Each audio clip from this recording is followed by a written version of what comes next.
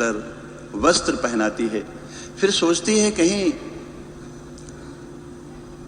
मेरे बच्चे के ऊपर किसी की नजर न लग जाए, तो उसके माथे के ऊपर काजल का एक काला टीका लगा देती है।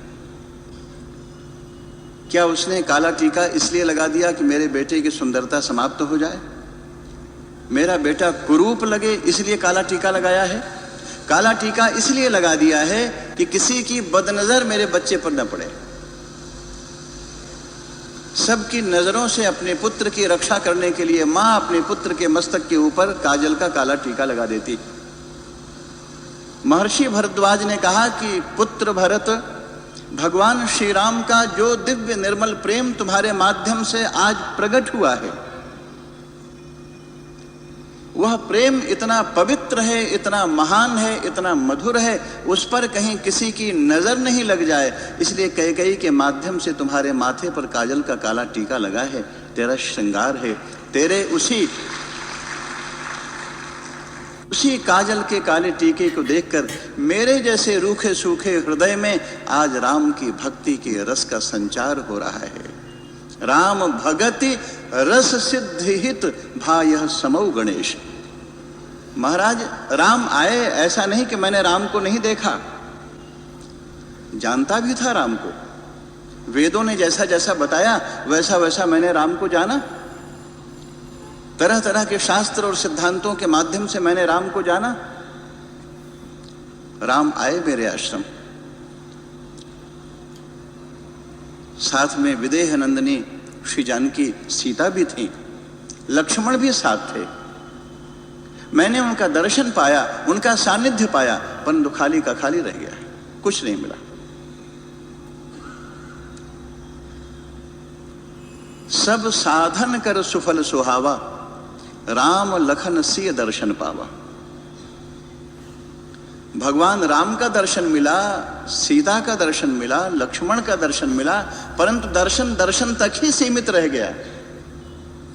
मेरे ऊपर उसकी कोई प्रतिक्रिया नहीं हुई, मेरे हृदय में किसी भी प्रकार की प्रतिक्रिया नहीं हुई, जैसे का तैसा ही बना रहा। ज्ञानी होकर भी अज्ञानी बना रहा। इतना सब कुछ साधना और व्रत अनुष्ठान करने के बाद भी मैं खाली का खाली बना रहा। परंतु मैं नहीं समझता था कि उन्हीं प्रभु श्री राम के दर्शन का इतना पवित्र फल तुम्हारे दर्शन के रूप में प्रकट होने जा रहा है। बेटा भरत, राम के दर्शन का ही फल है, तेहि फल कर फल दर्श तुम्हारा, सहित प्रयाग सुभाग हमारा। राम के दर्शन के माध्यम से प्रकट जो फल था, उस फल में जो फल प्रकट हुआ है वह रस कितना मधुर होगा। आज भरत तेरा दर्शन पाकर वही मधुर रस का अनुभव हुआ है, और मेरे जैसे महात्मा के हृदय में भी, रूखे सूखे ज्ञानी ऋषि के हृदय में भी प्रियतम भगवान श्री राम की दिव्य भक्ति का संचार हो गया है। भरत, तू धन्य है, तेरी जय हो, तेरी जय हो, तेरी जय हो। महर्षि भरद्वाज ने भरत से राम का प्रेम तो नहीं मांगा, परंतु बिना मांगे ही आज महर्षि भरद्वाज के हृदय में भगवान श्री राम के प्रेम का, भगवान श्री राम की दिव्य निष्काम निर्मल भक्ति का संचार हो गया है, और महर्षि भरद्वाज उन्मत्त नाच उठे हैं भाव विभोर होकर।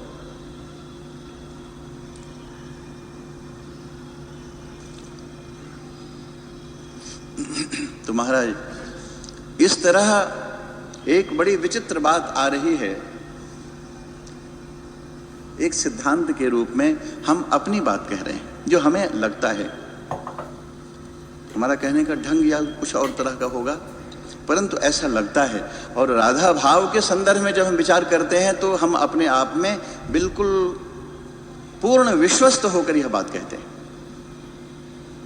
क्या श्री भगवान में यह सामर्थ्य नहीं है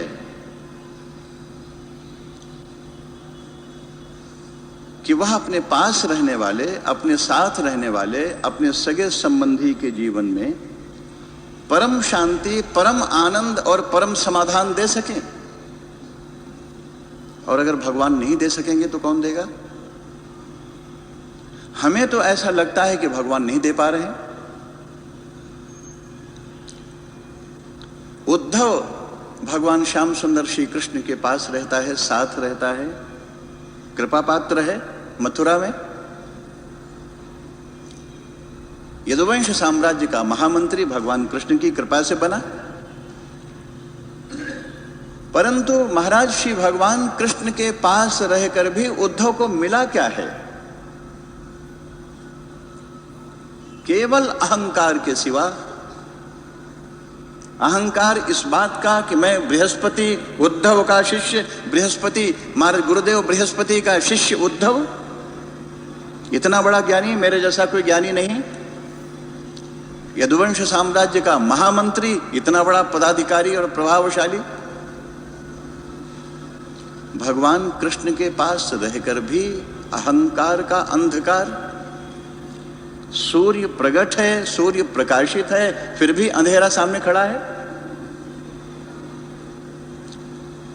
उद्धव के अंदर जो अहंकार भरा है, उद्धव के अंदर जो विकार आ गया है, उसे कौन दूर करे? भगवान कृष्ण उसे क्यों नहीं दूर करते? क्या दूर करना चाहते नहीं? या तो यह बात है, परंतु दूर करना चाहते हैं, दूर करने में समर्थ नहीं हो पा रहे हैं, यह भी एक बात है। इसी तरह भगवान श्याम सुंदर श्री कृष्ण अर्जुन के रथ का सारथी बने हैं। ऐसे जगन नियंता परमात्मा श्री भगवान कृष्ण को सारथी के रूप में पाकर भी अर्जुन कृष्ण पर विश्वास नहीं करता, बहस करता है, मैं नहीं लड़ूंगा, निर्णय देता है। हिंसा पाप है, अहिंसा ही परम धर्म है, इन सिद्धांतों की बातें करता है। हस्तिनापुर का छोटा सा तो राज्य क्या है, मुझे तीनों लोगों की संपत्ति मिले नहीं चाहिए, इतनी बड़ी वैराग्य की बातें करता है। ऐसे श्री भगवान को पाकर भी अर्जुन भगवान से विवाद करता है, भगवान से बहस करता है। भगवान के साथ रहकर, भगवान के पास रहकर, भगवान का इतना बड़ा कृपा पात्र होकर भी अर्जुन में यह चाहे मोह के कारण आया, चाहे अहंकार के कारण आया, अपनी दुर्बलता के कारण आया, या अपनी दुर्बलता को छिपाने के कारण आया, परंतु अर्जुन ने जैसा व्यवहार भगवान श्री कृष्ण के साथ किया है वो किसी भी तरह उचित नहीं कहा जा सकता। अर्जुन के उस अंदर के अंधकार को कौन दूर करे जो अहंकार के कारण उत्पन्न हुआ है या मोह के कारण उत्पन्न हुआ है? वही परिस्थिति है लगभग जो परिस्थिति उद्धव के साथ। और अभी हमने देखा कि भगवान श्री राम महर्षि भरद्वाज के आश्रम में आए और महर्षि भरद्वाज को कुछ नहीं मिला, मिलना चाहिए था। सूर्य प्रकट हुआ है, अंधेरा अपने आप दूर हो जाएगा, परंतु भगवान श्री राम के आने पर भी महर्षि भरद्वाज को नहीं मिला। लक्ष्मण भगवान श्री राम के साथ रहते हैं, फिर भी लक्ष्मण में आवेश है, बात बात में आवेश है। कभी श्री जनक जी महाराज के प्रति कटु वचन कठोर बोल देते हैं, अपने पिता महाराज दशरथ के प्रति कठोर बोल देते हैं। एक दिन श्री भरत को ही युद्ध की चुनौती दे दिया। और भी महाराज ऐसे अनेक प्रसंग आते हैं। क्या भगवान श्री राम के साथ रहकर लक्ष्मण को निरावेश नहीं होना चाहिए? क्या लक्ष्मण को विनम्र नहीं होना चाहिए? राम जैसे परम शीलवान साथ में विराजमान हो तो क्या लक्ष्मण में शील नहीं होना चाहिए? राम के साथ रहकर भी लक्ष्मण में आवेश क्यों है? राम के साथ रहकर भी लक्ष्मण में नाना प्रकार का विवाद का भाव क्यों है? कृष्ण के साथ रहकर भी उद्धव में अहंकार क्यों है? कृष्ण के साथ रहकर भी अर्जुन में वह प्रकाश क्यों नहीं मिला? मिला है, परंतु यह भी नहीं होना चाहिए था। एक क्षण के लिए भी वह अज्ञान नहीं प्रकट होना चाहिए। जब महाराज वह श्री भगवान हमारे सामने प्रकट हैं जिनके एक एक रोम से कोटि कोटि सूर्य का प्रकाश बाहर फैल रहा है, और इन सबका केवल एक समाधान निकलता है। उसका नाम कुछ भी हो सकता है, उसका रूप कुछ भी हो सकता है, उद्धव को इसलिए जीवन में शांति और समाधान पाने के लिए श्री वृंदावन जाना पड़ा। जब तक उद्धव श्री वृंदावन धाम जाकर श्री राधा रानी के चरणों में अपना मस्तक नहीं झुकाते और जब तक श्री राधा रानी का अनंत वात्सल्य, करुणा और कृपा से भरा हुआ हाथ उद्धव के मस्तक पर नहीं आ जाता, तब तक उद्धव का अहंकार, उसकी अकड़ और उसके अंदर का अंधेरा भरा हुआ था। परंतु जैसे ही श्री राधा रानी की कृपा हुई, श्री राधा रानी की कृपा का भाव हुआ, उद्धव के अंतःकरण में राधा भाव साकार हो गया। और जैसे ही राधा भाव साकार होता है, कृष्ण व्यर्थ हो जाते हैं। फिर उद्धव ने कहा है कि कृष्ण, मुझे अब तुम्हारे यदुवंश साम्राज्य के प्रधानमंत्री का पद तो चाहिए ही नहीं, ब्रह्मलोक की संपत्ति मिले, सत्यलोक की संपदा मिले, नहीं चाहिए कृष्ण, मुझे तो अब तुम भी नहीं चाहिए। क्यों? क्योंकि वह दिव्य भाव प्रकट हो गया है, जिस भाव में तुम्हारा रस मिल रहा है, तुम्हारा आस्वादन हो रहा है, उस भाव का नाम है राधा भाव।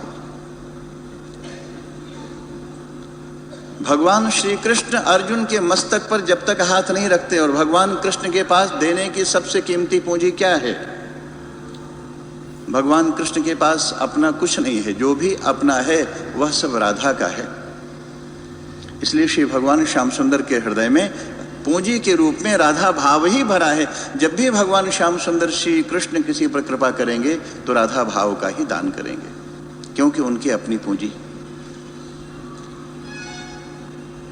जिस समय अर्जुन शरणागत हुआ है भगवान श्री कृष्ण के चरणों में, और भगवान श्याम सुंदर श्री कृष्ण ने अपना करुणा, कृपा, वात्सल्य भरा हुआ हाथ अर्जुन के मस्तक पर रखा है, अर्जुन उन्मत्त हो गया है।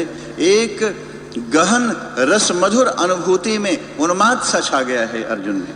थोड़ी देर तक उस भाव की तरंग में निमग्न अर्जुन दूसरे ही क्षण श्री भगवान के सामने हाथ जोड़कर उसने कहा, प्रभु अब मेरा मार्गदर्शन करो, मुझे दृष्टि प्राप्त हो गई, मुझे रस मिल गया, मुझे जीवन का समाधान मिल गया, समाधान मिल गया, अब कहो जैसा वैसा करें। समाधान पहले मिल गया। महाराज भगवान श्याम सुंदर श्री कृष्ण भी जब कृपा करते हैं तो राधा भाव का ही दान करते हैं। इसलिए हमें ऐसा लगता है, या हमारी दृष्टि ऐसी बनती चली जा रही है कि भगवान श्याम सुंदर श्री कृष्ण ने भी अर्जुन को राधा भाव का ही दान किया है। और महाराज महर्षि भरद्वाज को तब तक समाधान नहीं मिला अपने जीवन का, जब तक महर्षि भरद्वाज ने श्री भरत का दर्शन नहीं किया। भगवान श्याम सुंदर श्री कृष्ण की लीलाओं में जो स्थान श्री राधा का है, भगवान श्री राम की लीलाओं में वही स्थान श्री भरत का है।